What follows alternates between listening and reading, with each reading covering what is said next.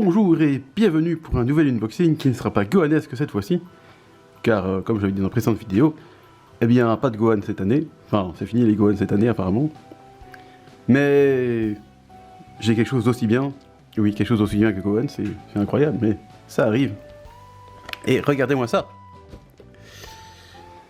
du Hunter x Hunter, c'est incroyable, je pense que ça fait bien 10 ans qu'on n'a plus de véritable merchandising de Hunter x Hunter, en tout cas par chez nous. Même au Japon, ça restait des petits bazars, genre des pins et autres trucs dont les Japonais adorent, mais bon, personnellement, c'est pas très intéressant. Mais là, une vraie figurine d'une taille normale, franchement, c'est incroyable. Ça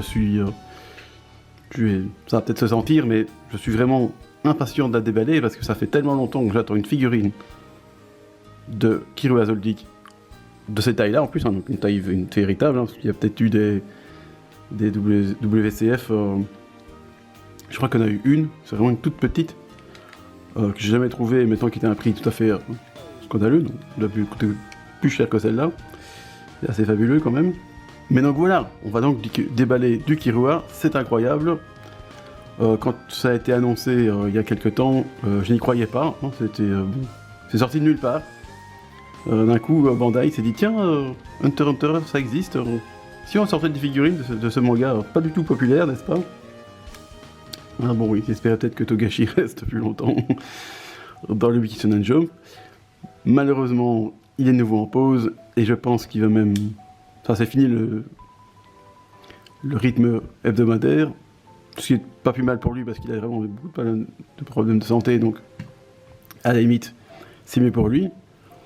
Pour nous, un peu moins, parce que du coup, on va encore longtemps, je pense, la suite. Mais bref, concentre-nous sur ce qu'on a ici, ce qui voit que j'ai vraiment envie de déballer, parce que déjà, ça fait une semaine qu'il a été livré. D'ailleurs, je l'ai reçu par Japanco, donc merci à eux. Eux l'ont livré rapidement. FedEx un peu moins. Oh, ils ont décidé que j'étais pas là alors que j'étais là. Et ça a duré longtemps avant que j'ai pu la récupérer. Hein. J'ai même dû aller jusqu'au hub belge qui se trouve près de Bruxelles pour aller la récupérer parce que les livreurs n'avaient pas envie. Alors voyons. J'ai vraiment envie de voir ce que c'est. Parce que ça va être... Les photos avaient vraiment l'air cool. Bon, après c'est des photos promotionnelles, hein. Mais je pense qu'on a eu des prototypes et tout. Et donc voilà. Donc comme vous voyez, elle n'est pas énorme, hein. La boîte non plus n'est pas très grande. C'est pas une figurine gigantesque. Je pense qu'elle est un peu plus petite que les Dragon Ball habituels qu'on a. Mais bon, déjà de cette taille-là, c'est assez incroyable. Alors, ce qui est aussi tout incroyable, c'est que vous voyez, il y a une tonne de pièces. Il y a une pièce pour la tête, une pièce pour le corps, et des trucs magiques. Mais ça, je pense que c'est les... Vous voyez, il a des petits arcs électriques, là. À mon avis, ça, c'est dans les cartons. Ce qui est malin, parce que ça peut casser. Et toujours les socles absolument moches, noirs, de Bandai. Ça fait toujours pas plaisir. Mais bon, hein. On a les figurines de Kirua, on va pas trop s'en plaindre. Hein. Et ça déboule, hein, J'ai l'impression que... Bon, ça c'est la... Je sais pas si vous l'avez vu, mais... C'est de la gamme Vibration Stars. J'ai déjà acheté une Boruto là-dessus, de cette gamme. Mais il était très cool. Position très dynamique. Donc ça fait très plaisir. Donc je me dis, quand ils ont fait dans cette gamme-là, je dis, ouh, ça va être bien. Parce que normalement... En tout cas, la Boruto, elle était vraiment parfaite. Et pour pas cher, hein, je crois que je l'ai acheté pour 20 € chez Japanco, donc ça fait plaisir. Donc, voici déjà la tête. Et rien qu'à voir ça, c'est déjà vraiment vachement cool. Je sens que la figurine complète, ça va être du délire. Comme je disais, c'est la première, hein. Il y en a, je pense, cette année, il va en avoir 4. Fin d'année, comme ça, hein. 4 Kirua d'un coup. J'ai pas compris. Dont une Kuji qui va sortir le mois prochain d'ailleurs, en septembre. Que je ne vais pas rater bien sûr. Ah, il y a une pop-up parade, qui sort en fin d'année. Qui a l'air absolument fantastique aussi. Et il y a aussi Happy Style qui va en sortir une. Mais eux, ils jouent encore les surprises. C'est prochainement. Donc on sait toujours pas quand. Mais ça va sortir à un moment. Bon. J'aimerais bien qu'ils annoncent la date quand même, parce que je suis impatient de savoir quand je vais pouvoir l'acheter.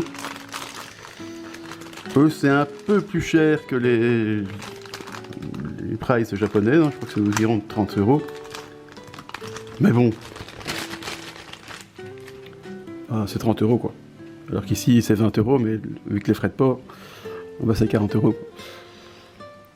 Alors, petit emboîtage de Killua. On ne va pas sortir du contexte, bien sûr. Il faut bien pousser, hein. Sinon, il va en perdre la tête. Ah non, en fait, oui, c'est même pas que les éclairs, en fait, c'est les bras avec.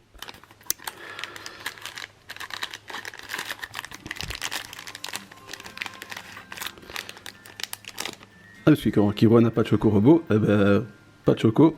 Qu'on dit pas de bras, pas de chocolat. Hein. Ah, la bonne blague. Ah, c'est des tout petits trucs comme ça. Ah, c'est déjà ouvert, alors c'est pratique ça. Voilà. C'est plutôt sympa.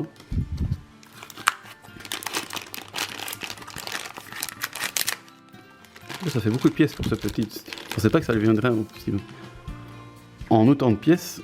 Mais dans un sens, c'est logique parce que les bras, quand même, ces machins-là, au transport, sont d'être fragiles. Donc, ça, très bonne idée. Et ça, très mauvaise idée. Mais bref, cessons de râler sur les socles. Parce que ça ne changera jamais, je pense, chez Bandai. Hein. Ah, faut bien enfoncer aussi quand même, hein, parce que... Jusqu'à là, c'est quoi.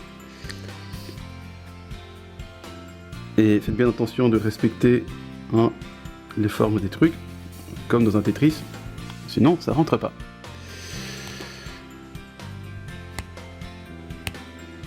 Voilà. Et les gars, regardez-moi ça, quoi.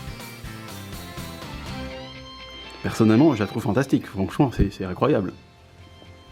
Et pour une fois, c'est exactement la même chose que sur les photos professionnelles, je trouve. Ça n'a pas changé, quoi. Donc ça fait très plaisir, quoi. Pas de mauvaise surprise au déballage. Et moi, cette pose, c'est pas extrêmement dynamique, mais quand même, hein. Donc il y a un bon dynamisme de la pose quand même. Non, c'est pas juste... il est par terre. Il y a les deux pieds debout. Deux pieds debout, ça veut rien dire. Les deux pieds par terre. Et une pose à la Dragon Ball. Pas très intéressante. Non, là, il y a un petit dynamisme avec plus ces effets d'éclair. Parce que... qui est tout ce que... qui a le pouvoir de la foudre. Et généralement, je suis pas très fan de ce genre de petits rajouts, tu vois. Les GX Materia, par exemple, de Dragon Ball en font souvent. Mais là, ça va. C'est pas non plus abusé. C'est discret. Et je trouve que ça va bien avec la figurine. Je vais dire ça. Donc voilà, ça suffit, quoi. Il n'y a pas besoin de plus. Ça fait pas non plus trop plastique cheap, dégueulasse. Non, c'est... Franchement, je suis impressionné par la qualité de ces petits machins. Qui donne un ton petit bonus à la figurine. Donc ça, pour ça, Bandai, bravo. C'est pas dégueulasse du tout. Prenons la tête, comme j'avais montré tout à l'heure. Elle est excellente, hein. Les cheveux sont bien modélisés, parce que les cheveux de Killua, c'est pas facile à faire. Hein. Il a tellement de mèches partout, hein, pour que ça donne un effet pas trop épais, mais en même temps pas non plus trop fin, dégueulasse. Eh ben, il faut y aller, quoi. Et là, franchement, c'est parfait, quoi. Il y a juste ce qu'il faut. On connaît bien le personnage. Les yeux sont bien faits aussi, hein, parce que... vous le savez, mais... le regard chez Killua, c'est très important. Il a un regard perçant. Il faut que donc ce regard soit intense. Et là, franchement, ils l'ont bien refait, je trouve. Donc ça fait très très plaisir. Franchement, je suis vraiment impressionné par cette figurine. Qui n'est pas énorme. Non, je pense qu'elle n'a pas dépassé les 10-15 cm à mon avis. Mais même ça, je prends, c'est un vrai plaisir. Les couleurs sont pas mal aussi, hein. On reconnaît celle de 2011. Même si peut-être le short est un peu plus foncé que dans la ligne, peut-être. Ça, il faudrait que je le voie sur des... Oh, c'est peut-être la lumière. Parce qu'il n'est pas très beau chez moi, donc c'est peut-être la lumière, mais... Je l'aurais vu un peu moins foncé, mais bon, bref. Ça, c'est à vérifier. Les chaussures, pas de problème. Couleur de peau est respectée aussi, hein, parce qu'il est un peu plus... entre guillemets, il est un peu plus blanc que Gond, qui est plus bronzé. Forcément, à rester dans son château. Hein. Dans son château sombre, ça ne donne pas une bonne couleur de peau. Mais ça, ils ont bien fait. Même si je pense qu'encore une fois, dans l'anime, il est parfois presque blanc. Donc... Mais bon, ça reste quand même, on reconnaît bien le personnage, donc c'est pas trop un problème. De derrière, ça va, ils ont quand même travaillé le derrière, parce que si... Encore une fois, j'ai pas une bonne lumière aujourd'hui. Mais je pense qu'il y a quand même des ombrages faits. Là, ici, sur les... Bon, le cutter, ça doit être plus discret. Ici, là, je pense qu'il y a quand même des ombrages faits sur le t-shirt. Avec une couleur un peu plus foncée là, et ici et là. Et ça, franchement, même sur le dos, c'est pas dans toutes les figurines. C'est plutôt pas mal. Bon, je pense qu'il n'y a pas une seule couleur. Bon, je ferai des meilleures photos après hein, sur le montage. Mais je pense qu'il n'y a pas qu'une seule couleur, il y a du dégradé pour faire des ombrages sur les. Ici, même ici, j'ai l'impression que c'est un peu plus sombre aussi. Donc ça, franchement, beau travail. Un beau travail du tout. Bon, par contre, le short est tellement foncé que de toute façon, même si tu fais des ombrages, ça sert à rien. Donc, c'est logique qu'ils soient encore une seule couleur. Les chaussures aussi, il n'y a qu'une seule couleur. Mais bon, il n'y a pas besoin non plus de beaucoup d'ombrage là-dessus. C'est surtout le t-shirt qui est dégradé, et ça c'est bien. Enfin, qui a des couleurs dégradées, parce qu'il n'est pas dégradé. La qualité est bonne. Hein. Donc voilà, que dire de plus sur les cheveux, j'ai l'impression aussi quand même. Non, peut-être pas en fait. À la caméra, ça a l'air qu'il n'y a qu'une seule couleur, mais moi j'en vois quand même un peu d'ombrage. C'est par ici, par là. Donc, je sais pas qui a raison. Entre la caméra et mes yeux. Mais en tout cas, à mes yeux, ça fait un peu ombré, donc ça c'est bien, parce que j'ai l'impression vraiment que les mèches ici sont un peu plus sombres que le sommet ici. On voit pas le sommet ici, non. Donc ça c'est cool. Voilà, que dire de plus que c'est fantastique. Franchement, j'y croyais pas, moi, une figurine de Killua, j'en entendais depuis... et à un prix correct, hein, parce que la dernière que j'ai achetée de Killua, elle m'a coûté très cher. Hein, parce que c'était la GEM qui est sortie en 2012, je crois. Lui, je lui mets un truc dans les fesses, excusez-moi, mais... Faut que ça tienne, hein. Donc c'était la GM en 2012 et bon, moi je l'ai acheté en 2017 et je l'ai pas. C'est la chute. Et je l'ai pas acheté à mon prix, hein. Punaise, c'est ridicule. Hein. C'est pour ça que je suis content aussi qu'il y ait de nouvelles figurines de Hunter x Hunter, c'est que au moins tu peux acheter des. Allez, même pour les nouveaux fans, hein, ceux qui l'ont découvert sur Netflix par exemple, si ça les intéresse. Et on pourra acheter des figurines de Killua à un bon prix, quoi. Parce que généralement, celles qui sont sorties il y a 10 ans, elles sont parties dans les 100, 200, voire peut-être 300. Je pense que la GEM, elle a atteint 300 € maintenant, je pense. C'est ce qu'on m'a dit. Donc, c'est ridicule comme prix. C'est une figurine qui valait, je crois, 50 € à la base. On pensait 6 fois le prix. Allez. Pas de bêtises, hein. Voilà. Alors voilà, mis sur son socle. Bon, un socle pas très joli, mais nécessaire parce que là, elle tient pas son socle, puisque ça c'est un peu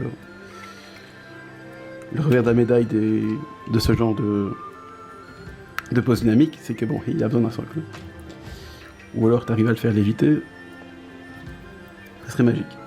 Mais bref, pour en terminer avec cet unboxing qui commence à traîner un peu, les figurines est parfaite. Si vous vraiment voulez une figurine de Killua à un prix pas cher, je vais mettre la boîte comme ça, vous savez, la référence avec, à un prix vraiment pas cher. Moi je l'ai eu pour 20 € chez Japenco. Bon, il faut rajouter 20 € de frais de port, mais bon, même 40 €, quand tu connais les prix des autres figurines dont je viens de parler il y a quelques instants, même 40 € ça reste pas cher. Donc voilà, si vous êtes fan du personnage, et vous devriez parce que c'est le meilleur personnage de Hunter x Hunter, il n'y a pas de débat, désolé. Achetez-la, franchement foncez. Bon, après si vous préférez une pose un peu plus... parce que celle de la Kuji qui arrive en septembre, elle est pas mal aussi. Hein. La pose est peut-être un peu moins dynamique, mais elle est plutôt badass. Donc j'avoue que faut que vous regardiez les visuels de la Kuji qui arrive en septembre. Voire même de la Pop-Up Parade, hein, qui là c'est encore un autre Killua en forme Kanmuru.